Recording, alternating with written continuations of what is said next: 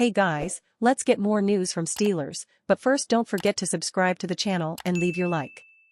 Najee Harris recorded his first 100-yard game of 2023 in Cincinnati, and then lost it. There are certain statistical benchmarks in sports that just never go out of style. 100-yard games for running backs and receivers may well always be one of them. There's a natural sense of satisfaction when you top 100 yards, and an equally strong sense of annoyance to lose it. I'm not sure whether Pittsburgh Steelers RB Najee Harris knew or cared, quite possibly he didn't, but the third-year veteran recorded his first 100-yard rushing game of the season on Sunday against the Cincinnati Bengals. And then he lost it on his last carry, a 1-yard loss, to finish with 99 rushing yards on the day. And it's hopefully a sign of things to come, because even if we see a surge in the passing game with the change at offensive coordinator and the opening of the field for QB Kenny Pickett, the Steelers are going to need all hands on deck on the ground. So much oxygen and finger dexterity has been wasted on the Harris versus Jaylen Warren debate when it has never been and should never be one or the other. Sure, there is room for some haggling in terms of snap distribution, but my solution is simple: ride the hot hand until it cools and then change it up. Rinse and repeat. Have the Steelers always done that as well as they could have?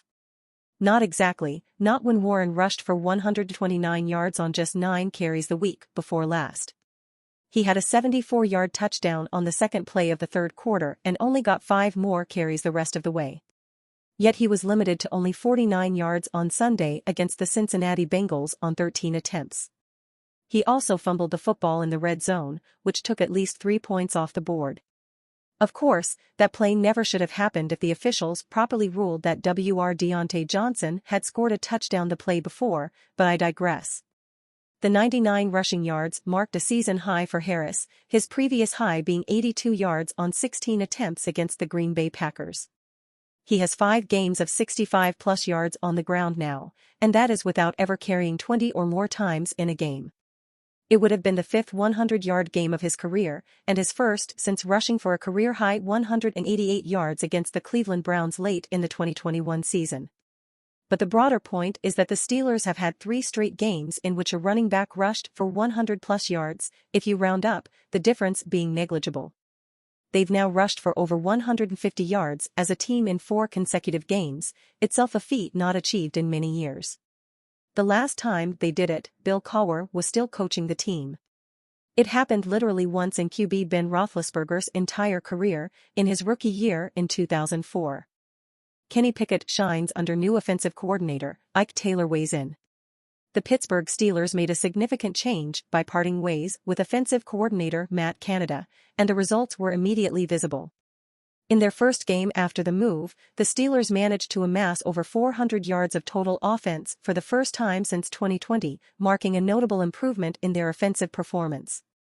Former Steelers cornerback and Super Bowl champion, Ike Taylor, offered his perspective on how the changes involving Kenny Pickett, Mike Sullivan, and Eddie Faulkner have positively impacted the team's recent success. Mike Sullivan's presence as the quarterback's coach, along with his prior experience working with Eli Manning during their tenure with the New York Giants, has proven to be invaluable. His insights and guidance add a layer of expertise to the quarterback position, which is crucial for the development of young signal callers like Kenny Pickett. One key aspect that Taylor highlighted was the improved communication between coaches Sullivan and Faulkner. Their collaboration, with Sullivan's input as the quarterback's coach and Faulkner's involvement as the offensive coordinator, has contributed to a more cohesive offensive strategy.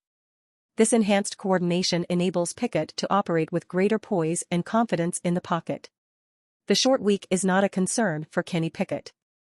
This Tuesday, 31, the Pittsburgh Steelers quarterback assured that he will be on the field on Thursday Night Football this week, despite the injury suffered in the last round. According to Pickett, his participation does not depend on medical clearance or any type of pre-game evaluation.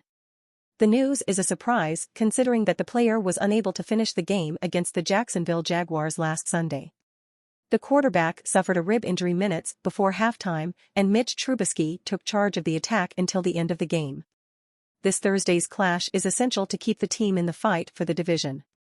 The Steelers sit in second place in the AFC North with a 4-3 record on the season, 2 wins behind the leader Baltimore Ravens. High-profile Vikings free agent target set to visit Steelers, report. The Minnesota Vikings' interest in All-Pro linebacker Shaquille Leonard could be squashed if the Steelers have any say in the matter. Leonard, released by the Indianapolis Colts on November 21, is scheduled to visit the Steelers this week. The Athletic's Diana Russini reported on Thursday, November 23, that the Vikings are among a trio of NFC playoff contenders who are considering signing the three-time All-Pro. Leonard spent the last few seasons at Indy after signing a 5-year, $98.25 million contract extension in 2021, but injuries held him back. Now, teams still in contention, like the Eagles, Steelers, Vikings, and others, are gathering information about him, wrote Russini. Although the date of Leonard's visit has not yet been determined, the Steelers appear to have room to sign the 28-year-old linebacker. Meanwhile, the Vikings are focused on Monday night's matchup with the Chicago Bears before heading into Week 13. A league source said Leonard could take his time making a decision, Russini added, which could give the Vikings an excellent opportunity to bring Leonard in during the off-week. The Vikings' interest in Leonard was piqued by veteran linebacker Jordan Hicks landing on the injured reserve list following a right leg injury in Week 11. Hicks underwent emergency surgery after a compartmental disorder caused significant swelling in his leg. After landing on the injured reserve list in Week 12, Hicks will have to sit for at least 4 games, which will make him available for the final 2 games of the season if he can make an immediate return. That's no guarantee, considering Hicks underwent surgery for the injury, leaving a void in the Vikings' defense. Leonard is one of the most decorated linebackers in recent history after winning Defensive Rookie of the Year in 2018. He has earned 4 Pro Bowl and 3 All-Pro nods in his first 4 seasons. An instinctive pass rusher, Leonard recorded 15.0 sacks and 26 tackles for loss in his first 3 seasons before injuries and changes to the Colt defense led to his release. The Vikings brought Anthony Barr back the week Hicks landed on injured reserve.